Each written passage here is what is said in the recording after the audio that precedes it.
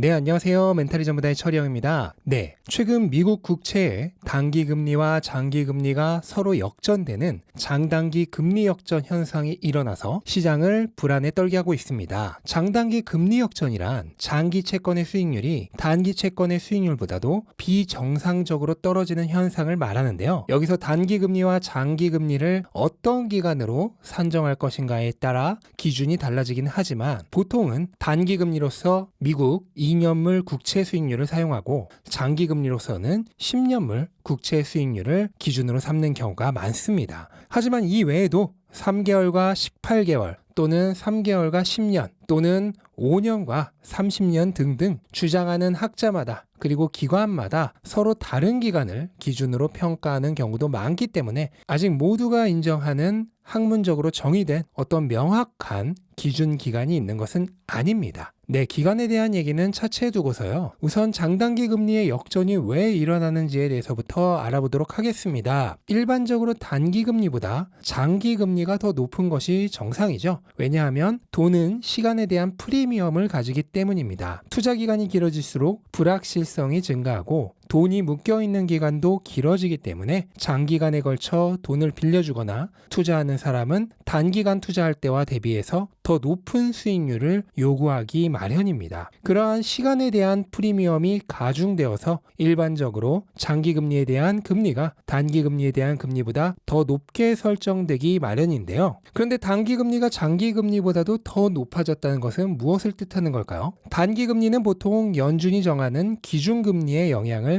직접적으로 받습니다. 만기가 짧기 때문에 기준금리가 오르면 즉각적으로 상승하는 것이죠. 그런데 지난 3월부터 연준이 금리를 올리기 시작했죠. 또한 올해 내에 수차례에 걸쳐 금리를 2% 넘게까지 올릴 가능성이 매우 높은 상황입니다. 이렇게 급격하게 금리가 오르게 되면 단기금리 역시도 따라서 빠르게 상승할 수밖에 없습니다. 반면 장기금리는 단기적인 금리 예측보다는 장기적인 경기 상황과 기대 인플레이션 등의 영향을 더 많이 받습니다. 10년이면 연준이 금리를 2번은 올렸다 내렸다 할 수도 있는 기간이죠. 그렇기 때문에 단기적인 금리 변동은 장기 금리에는 상대적으로 더 적은 영향만을 미치게 됩니다.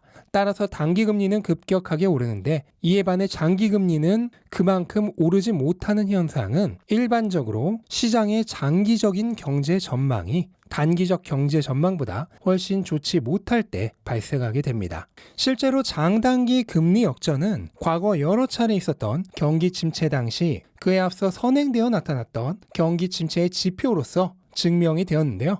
쉽게 말해 광산에서 유독가스가 발생하면 지저귀는 카나리아처럼 경기 침체의 바로미터 역할을 했다는 것입니다. 보시다시피 과거 있었던 수차례의 경기 침체가 있기 전에 거의 반드시라고 해도 좋을 만큼 장단기 금리 역전 현상이 일어났었다는 사실을 볼 수 있습니다. 바로 이러한 역사적 사실 때문에 장단기 금리가 역전되면 경기 침체가 뒤따른다는 것이 시장에서는 정설로 받아들여지고 있고 현재 장단기 금리가 역전된 상황에서 투자자들에게 불안감을 심어주고 있는 것이죠. 하지만 이 지표들 사이에는 그냥 넘어가서는 안 될 엄청난 인과관계가 숨어 있는데요. 그건 바로 물가와 기준금리의 관계입니다. 일반적으로 경기가 호황 국면으로 접어들면 물가가 상승합니다. 그리고 이렇게 높아진 물가를 잡기 위해 연준이 금리를 높이죠. 금리는 시간이 갈수록 점진적으로 더욱 상승합니다. 그리고 2년 정도 오르고 나면 물가가 내려가기 시작하고 경기는 수축 국면으로 접어듭니다. 이건 너무나도 당연하면서도 간단한 경기 순환의 정상적인 사이클이죠. 1980년대 인플레이션이 급격하게 상승하자 연준은 금리를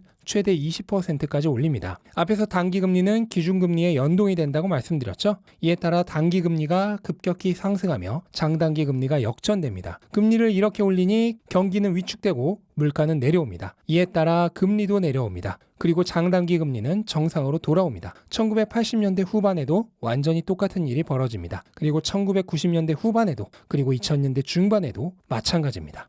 이것은 무엇을 의미하는 걸까요? 장단기 금리 역전이 경기 침체를 알려주는 선행 지표라기보다는 그냥 정상적인 경기 사이클의 순환 과정에서 일어나는 하나의 자연스러운 현상에 불과하다는 뜻입니다. 경기가 확장됩니다. 물가가 오릅니다. 금리를 올립니다. 일정 시간이 지납니다. 경기가 수축합니다. 물가가 내립니다. 금리가 내립니다. 그리고 처음으로 돌아갑니다. 장단기 금리의 역전은 이 자연스러운 순환 사이클 중 금리가 오르기 시작하는 지점, 바로 여기에서 발생하는 부수적인 현상 중 하나일 뿐입니다. 이걸 보고 미리 두려움을 갖는 건 주가가 오른다고 곧 조정이 올까봐 두려워하는 거와 같고, 아침에 해 뜨는 걸 보면서 저녁엔 해가 질 거라 걱정하는 거랑 같고, 여름이 오는 걸 보면서 반년 후엔 겨울이 올 거라 걱정하는 거와 같고, 점심 먹으면서 어차피 저녁 되면 다시 배고파질 텐데 저녁은 뭐 네, 그리고 제가 새로운 채널을 개설했습니다. 다양한 분야의 고수들을 만나 누구에게나 도움이 되는 유익한 얘기를 나눈 채널이고요. 이게 제가 새로운 채널을 홍보하는 마지막이 될 것입니다. 아직 안 보신 분이 있다면 한 번쯤 놀러와 주셨으면 좋겠습니다. 일반적으로 장단기 금리의 역전 현상 이후 실제 경기가 위축되기까지는 평균적으로 22개월 정도가 걸렸습니다. 그러니까 대략 2년 정도의 시간은 필요하다는 뜻입니다. 이것은 금리가 상승하는 기간 동안 경기의 확장이 동반되면서 주가가 함께 상승하고 이후 경기가 수축 국면으로 전환되기 시작하면서 시장 역시 조정을 받는 사이클과 정확하게 일치합니다. 그냥 시장 사이클의 일부일 뿐이라는 얘기입니다. 단기 투자자라면 이러한 시장 지표가 중요할 수도 있습니다. 하지만 장기 투자자에게는 별 관련이 없습니다. 장기 투자자는 시장 사이클을 예측해서 바닥에서 샀다 천정에서 판 후 다시 바닥을 잡아 들어가는 투자자가 아닙니다. 장기 투자자는 선거 전날에도 주식을 사고 선거 다음 날에도 사며 선거 결과와 상관없이 주식을 돈 생길 때마다 사는 투자자입니다. 그리고 시장과 상관없이 기업의 가치가 유지되는 한 계속해서 주식을 보유하는 투자자입니다. 이러한 시장 사이클을 예측해서 주식을 사고 파려 한다면